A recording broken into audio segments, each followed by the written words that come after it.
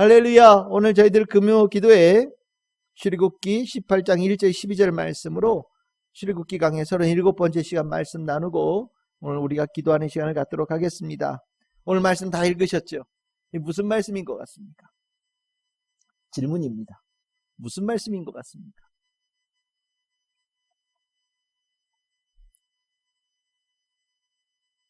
이드로가 모세를 찾아왔다? 아니면은 모세의 가족이 다 합류했다? 실은 이 이야기는 그것보다 훨씬 더 중요한 의미를 가지고 있어요. 출애굽 이후에 출애굽한 사람이 아닌 사람 중에 이스라엘 백성에 합류한 첫 번째 케이스의 이야기입니다. 그러니까 이 이야기는 우리가 흔히 얘기하는 전도의 이야기예요. 또 하나님 백성 되어지는 과정을 어떻게 이행되는지에 대한 이야기를 전해주는 말씀이에요. 우리가 우리 출애굽의 이야기를 이렇게 읽으면 출애굽의 목적이 이스라엘 백성을 구원하는 데 있느냐? 그것도 있겠죠. 하나님의 백성을 하나님께서 구원하기를 원하신다. 구원하신 능력을 가지셨다. 물론 그거 굉장히 중요한 목적입니다. 그런데 하나님은 그것보다 훨씬 더 큰 뜻을 가지고 계시죠. 그것은 이스라엘 백성들을 구원하심을 통하여서 모든 사람들이 하나님의 백성 되어지는 길을 열기를 원하시는 거예요. 하나님이 얼마나 대단한 분이시냐? 가장 별 볼 일 없는 백성들을 하나님께서 굳이 찾으셔서 그들에게 하나님께서 모든 힘을 다 쏟아부으시고 그들을 세계 최대의 강대국으로부터 벗어날 수 있도록 인도해 주시고 누구도 건널 수 없는 홍해 바다를 건너는 역사도 이루어지시고 누구도 며칠 동안도 살 수 없을 것 같은 땅을 광야를 속에서도 지낼 수 있도록 돌보심의 그 은혜를 실은 모든 사람들이 지켜보고 있는 거예요. 실은 그 지켜보고 있는 그 일들이 열매가 맺죠. 그 열매 맺는 이야기가 오늘 이 이드로가 모세에게 찾아와서 이스라엘 백성의 일원이 되어지는 이야기입니다. 그러니까 이 이야기는 그렇게 보면 생각보다 굉장히 중요한 말씀이에요. 오늘 1절에 보시면 이드로에 대해서 어떻게 표현하느냐? 모세의 장인이다. 물론 우리는 알고 있습니다. 그런데 우린 거기에 또 하나 단어가 들어가죠. 미디안 사람이다. 미디안 사람, 광야에서 지낸 아말렉 사람하고 비슷한 그런 스타일의 사람들이었던 것으로 보여지는데 어쨌든 아말렉 사람들은 굉장히 못된 사람으로 나오지만 여기에서만큼 미디안의 족속은 이스라엘 백성들의 호의적인 백성으로 등장을 합니다. 이방인이에요. 그런데 더군다나 거기에 뭐라고 나옵니까? 제사장이라고 나옵니다. 다들 뭔가를 믿습니다. 뭔가를 다 신앙생활을 하죠. 그 중에 이드로는 정말 열심히 믿었던 사람이에요. 어떤 신을 믿었는지는 알 수 없죠. 하지만 그 신을 섬기는데 굉장히 열심히였던 사람이고 열심히 했던 것을 넘어서서 이끌어가는 지도자였던 사람이었던 것 같습니다. 그러니까 이런 사람이 지금 오늘 전체 성경을 읽어보면 이 말이 어디까지 가냐면 12절을 우리가 보시면 끝에 어떻게 나오냐면 모세의 장인 이드로가 번제물과 희생제물을 하나님께 가져왔다. 그리고 아론과 이스라엘 모든 장로가 와서 모세의 장인 이드로와 함께 하나님 앞에서 떡을 먹었다. 이렇게 얘기합니다. 무슨 소리입니까? 이드로가 하나님 앞에 예배드리고 하나님의 백성 되겠다라고 선언하고 그리고 모든 이스라엘 백성들이 이드로를 공동체의 일원으로 받아들였다라는 것을 얘기하는 거예요. 그러니까 이거는 굉장히 큰 사건이에요. 이드로가 이렇게 하나님 믿을 거라고 예상했던 사람은 아마 없을 겁니다. 아마 그 동네 사람들도 몰랐을 거예요. 그런데 하나님께서 정말 우연인지는 몰라도 그 이드로의 딸 시보라를 모세와 만나게 하시고 그걸 통하여서 이 이드로가 자기가 믿던 신을 내던지고 하나님을 믿는 하나님의 백성 되게 되는 귀한 변화의 역사, 삶의 전환이라는 역사를 일어난 겁니다. 이 사건은 가벼운 사건이 절대 아니죠. 아마 모세가 여러분들 잘 생각해 보십시오. 모세가 이스라엘 백성들 데리고 광야에 나왔을 때 아니 그 이전에 뭐 홍해 바다 앞에 있었을 때 아니, 그 이전에 이스라엘 백성들이 애굽에서 종살이하고 있는 그 상황 속에서 막 온갖 기적을 베풀어도 이스라엘 백성들이 잘 믿지 않을 때, 아니 그 이전에 하나님께서 모세에게 애굽에 들어가서 이스라엘 백성들 구원해내라고 내가 보내겠다라고 하나님께서 말씀하실 때, 모세가 이 일이 많은 사람들이 주목하고 있다고 생각했을까요? 모세는 광야에 40년 동안 숨어 지냈던 사람입니다. 모든 사람들에게 잊혀진 사람으로 40년을 지냈던 사람이에요. 자기 인생의 최고의 황금기 시간을 숨어 지냈던 사람입니다.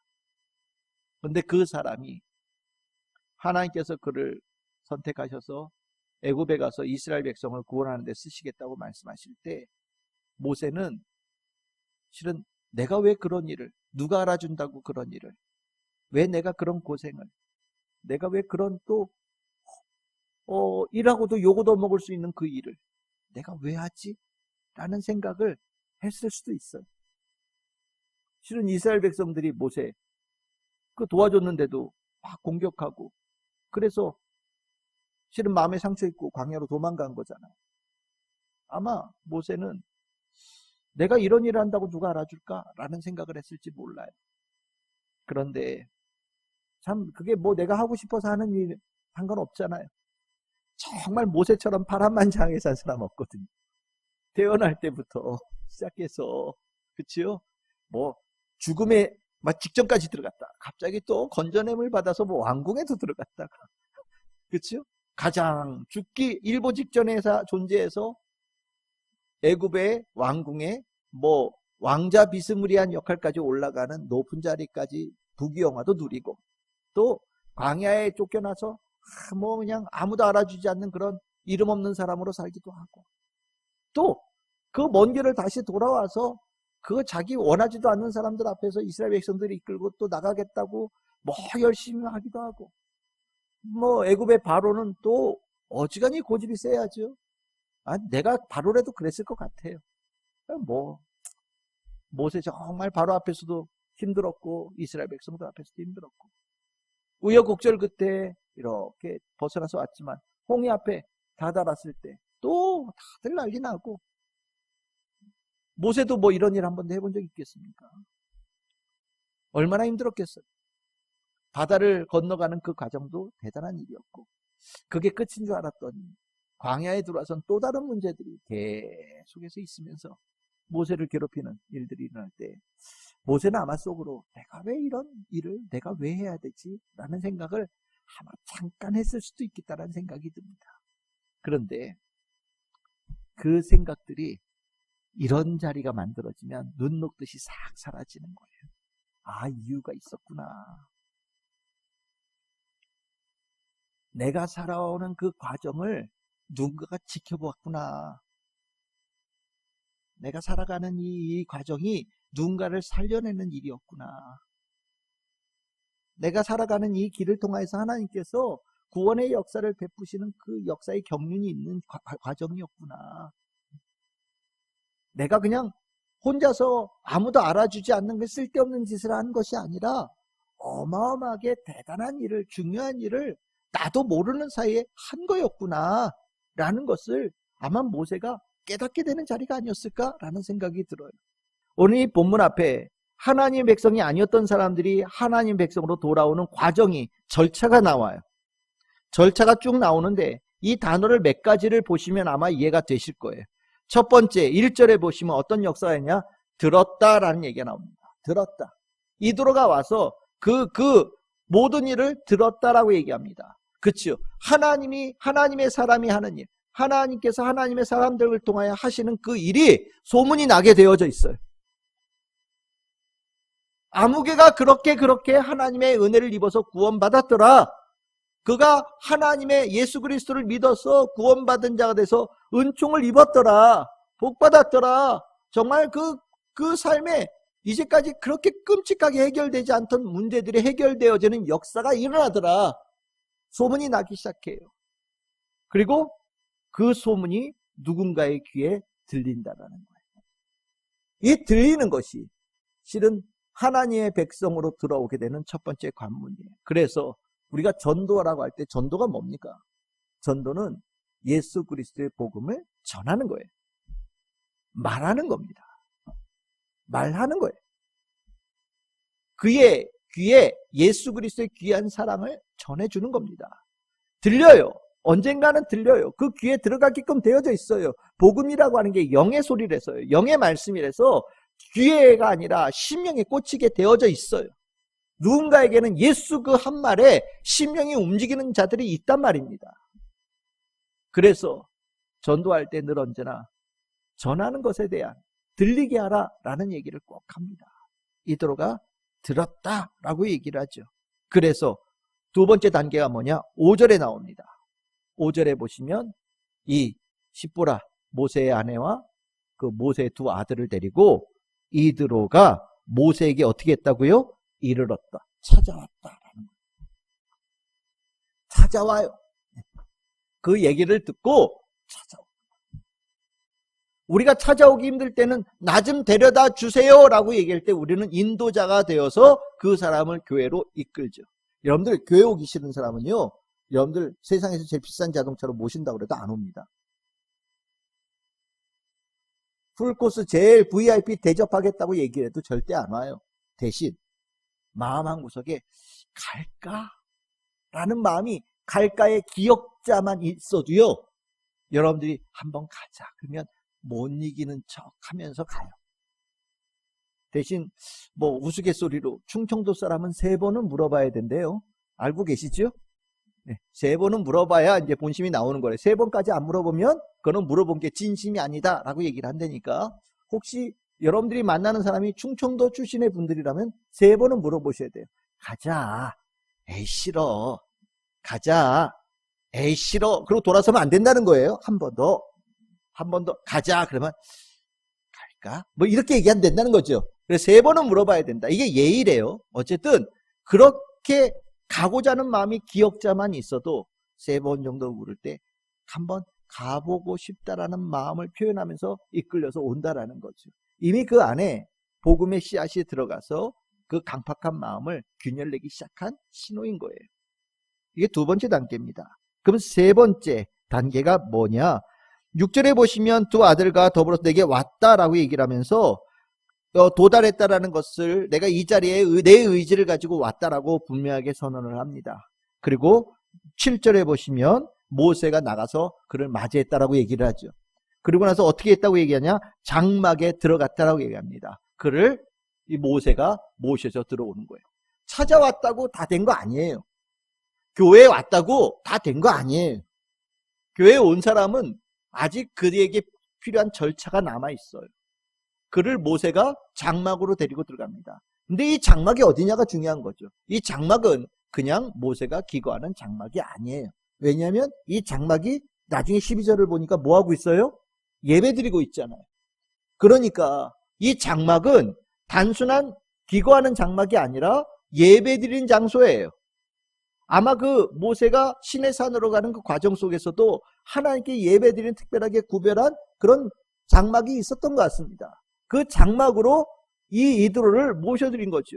여러분들, 우리가 교회에 와서 그 사람이 하나님의 전으로 들어오게 되어지지 않으면 의미가 없어요.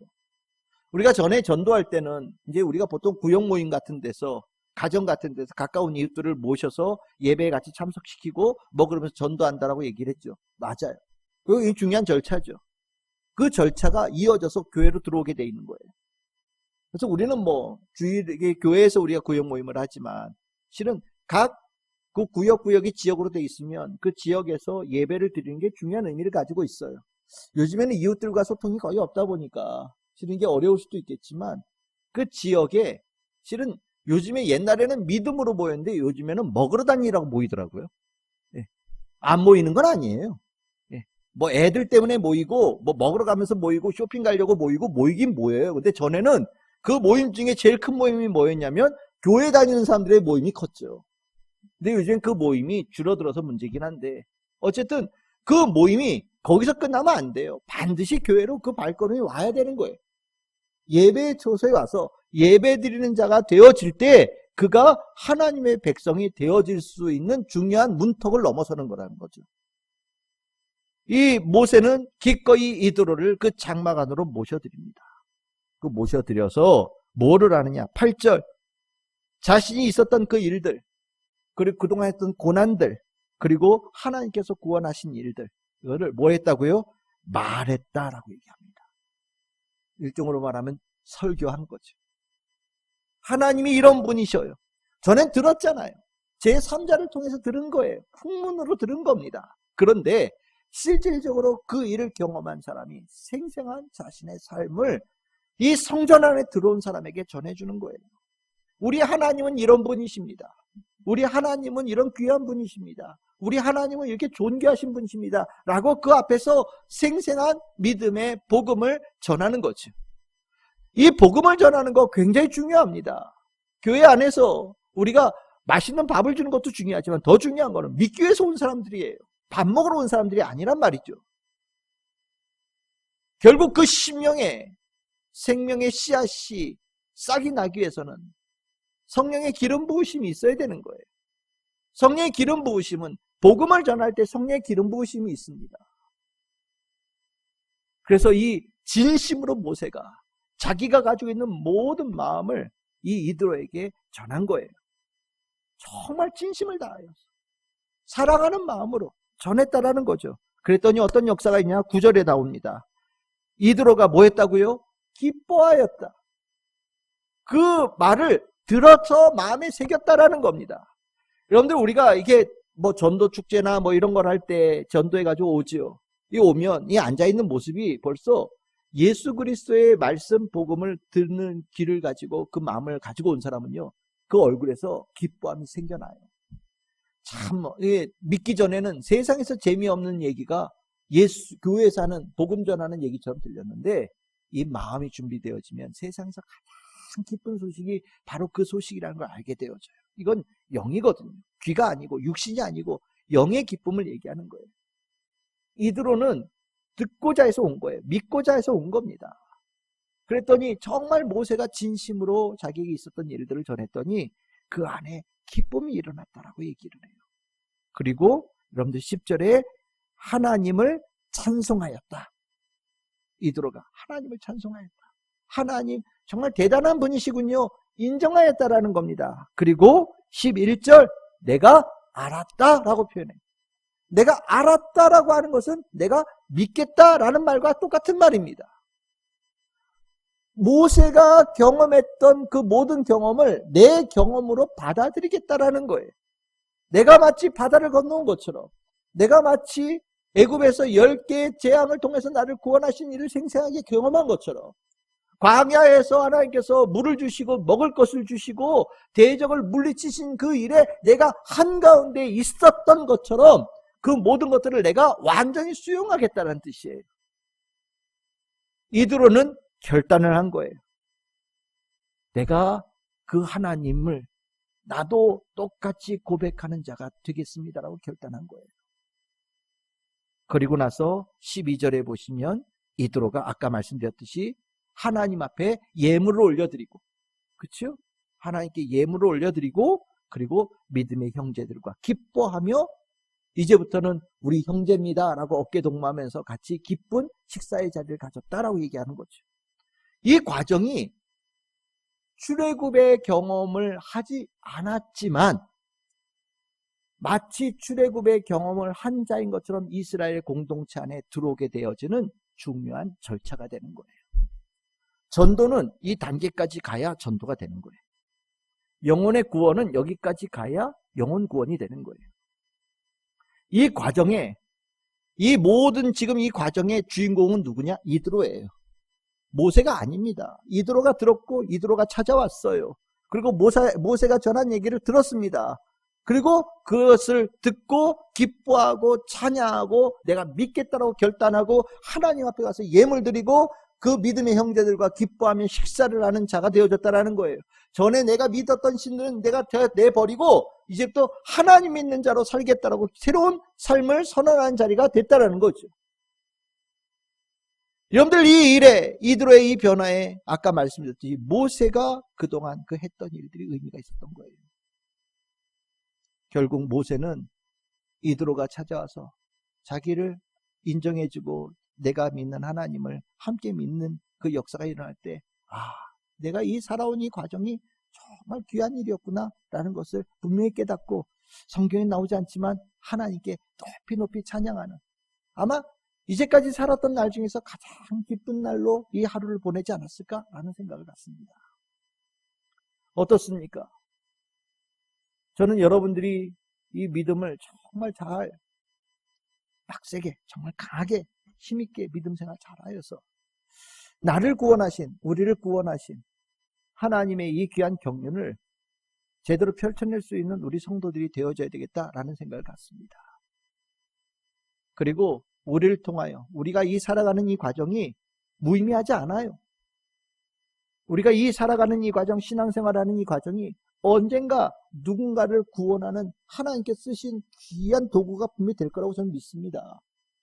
그러니까 여러분들 늘 언제나 주님 앞에서 살아가듯이 굳건한 믿음을 가지고 하루하루 잘 예수님과 함께 살아가는 성도들 되기를 바라고, 홀로 믿고 모든 가정의 구원을 책임지고 있는 성도들, 오늘 이 말씀 속에 내 믿음 얼마나 굳건한지, 내가 정말로 얼마나 빡세게 신앙생활하고 있는지 자기 스스로 돌아보면서 더욱더 주님께 매달리고 주님 앞에 부르짖고 주님 앞에 힘을 다하여서 주님의 은혜를 구하는 우리 성도들 다 될 수 있기를 소망합니다. 오늘 말씀을 나누는 모든 성도들에게 하늘의 힘이, 용기가 충만하게 임하시기를 주님의 이름으로 축복합니다.